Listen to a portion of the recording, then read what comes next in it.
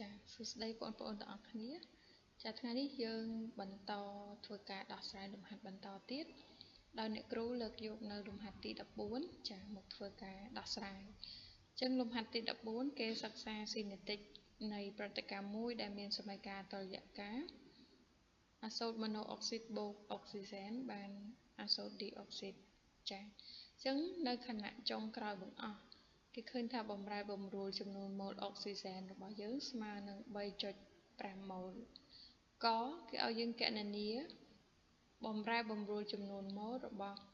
អាសូតម៉ូណូអុកស៊ីតនិងបំរែបំរួលចំនួនម៉ូលរបស់អាសូតឌីអុកស៊ីតខបំរែបំរួលខាងលើត្រូវនឹងបំរែបំរួលរយៈពេលស្មើនឹង140វិនាទីគណនាល្បឿនមធ្យមបំបត្តិអុកស៊ីសែននៅចន្លោះពេលពី0ទៅ140វិនាទីចា៎តោះអញ្ចឹងយើងមកមើលដំណោះស្រាយទាំងអស់គ្នាកគណនាបំរែបំរួលចំនួនម៉ូលអាសូតឌីអុកស៊ីតនិងអាសូតអាសូតម៉ូណូអុកស៊ីតនិងអាសូតឌីអុកស៊ីតអញ្ចឹងអ្នកគ្រូញែកចេញជា2ទី1យើង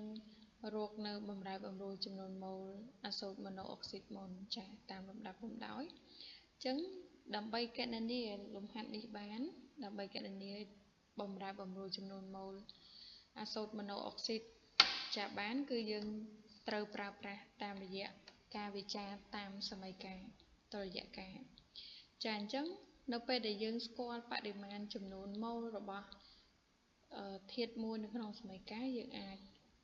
បំលែងឬក៏រកនៅចំនួនម៉ូលរបស់សារធាតុមួយទៀតនៅក្នុងសមីការនឹងតាមរយៈការវិចារសមីការអញ្ចឹងឥឡូវយើងមើលសមីការអញ្ចឹងសមីការយើងឃើញថាម៉ូលរបស់អាសូតម៉ូណូអុកស៊ីតគឺ2ចាហើយចំណែកឯម៉ូលរបស់អុកស៊ីសែនតែមួយទេអញ្ចឹងអ្នកគ្រូធ្វើការចាសមាមាត្រតាមម៉ូលនឹងមកឃើញថាចំនួនម៉ូលរបស់អាសូតម៉ូណូអុកស៊ីតស្មើ2ដងនៃចំនួនម៉ូលរបស់អុកស៊ីសែនបន្ទាប់ពីយើងវិចារជាម៉ូលរួចហើយប៉ុន្តែលំហាត់យើងគឺសួររកបំរែបំរួលអញ្ចឹងយើងអាចបំលែងពីម៉ូលទៅជាបំរែបំរួលរបស់ម៉ូលរបស់សារធាតុទាំងពីរនឹងបានចាអញ្ចឹងអ្នកគ្រូបានបំរែបំរួលម៉ូលម៉ូណូនៃអាសូតម៉ូណូអុកស៊ីតស្មើនឹង2ដងនៃបំរែបំរួលម៉ូលរបស់អុកស៊ីសែនតោះអញ្ចឹងនៅពេលនេះគឺយើងអាចរកបានហើយត្រូវអត់ដោយសារអីដោយសារតានេះយើងឃើញថាបំរាប់យើងគឺគេប្រាប់អំពីបំរែបំរួលចំនួនម៉ូលអុកស៊ីសែនមកហើយគឺស្មើនឹង 3.5 ចាអញ្ចឹងឥឡូវយើងបង្ហាញគេសិនមកថាដោយបំរែបំរួលចំនួនម៉ូលរបស់អុកស៊ីសែននេះគឺស្មើនឹង 3.5 ម៉ូលអញ្ចឹងនៅពេលនោះយើងអាចទាញបានចាបំរែបំរួលម៉ូលរបស់អាសូតម៉ូណូអុកស៊ីតគឺស្មើនឹង2ដងនៃចំនួនម៉ូលបំរែបំរួលម៉ូលអុកស៊ីសែននេះគឺស្មើនឹង2គុណឲ្យ 3.5 គឺតម្លៃវាស្មើនឹង7ម៉ូលអញ្ចឹងកន្លែងហ្នឹងយើងអាចរកអំពីតម្លៃបំរែបំរួលចំនួនម៉ូលអាសូតម៉ូណូអុកស៊ីតបានហើយអញ្ចឹងបងអូនដាក់ដូចនេះមួយមកចាដូចនេះបំរែបំរួលចំនួនម៉ូលអាសូតម៉ូណូអុកស៊ីតស្មើនឹង7ម៉ូលចាបន្តទៅទៀតគឺយើងកណនាតកតងនឹងបំរែបំរួលចំនួនម៉ូលរបស់អាសូតឌីអុកស៊ីតចាអញ្ចឹងការកណនាគឺដូចតែមុនដែរគឺយើងកណនាតាមរយៈសមីការអញ្ចឹងបងអូនមើលសមីការមើលមេគុណនៅមុខសមាធាតុមួយហ្នឹងយើងមើលមេគុណនៅក្នុងសមីការអញ្ចឹងយើងឃើញថាដូចជាមួយនឹងអាសូតម៉ូណូអុកស៊ីតដែរចាដោយសារនៅមុខនៅក្នុងសមីការនៅខាងមុខនៃអាសូតឌីអុកស៊ីតគឺមាន2ចាមេគុណ2អញ្ចឹងយើងធៀបជាមួយនឹងម៉ូលរបស់អុកស៊ីសែនទៅដែរអញ្ចឹងម៉ូលរបស់អាសូតឌីអុកស៊ីតស្មើទៅនឹង2ដងនៃម៉ូលអុកស៊ីសែនអញ្ចឹងយើងបំលែងវាមកជាបំរែបំរួលម៉ូលវិញចាអញ្ចឹងបានបែបនេះចាបងប្អូនឃើញហើយចាអញ្ចឹងយើងបានបំរែបំរួលម៉ូលអាសូតឌីអុកស៊ីតស្មើទៅនឹង2គុណជាមួយនឹងបំរែបំរួលម៉ូលរបស់អុកស៊ីសែនអញ្ចឹងដោយសារតែយើងបានដាក់បំរាប់ខាងលើហើយអញ្ចឹងនេះលំហាត់នេះគឺយើងបានដាក់ហើយអញ្ចឹងបងអូនមិនចាំបាច់ដាក់ដោយម្ដងទៀតទេគឺយើងជំនួសលេខយកតែម្ដង ចាគឺចម្លើយឃើញស្មើនឹង7ម៉ូលដូចគ្នាចាអញ្ចឹងបងដាក់ដូចនេះមួយមកដូចនេះបំរែបំរួល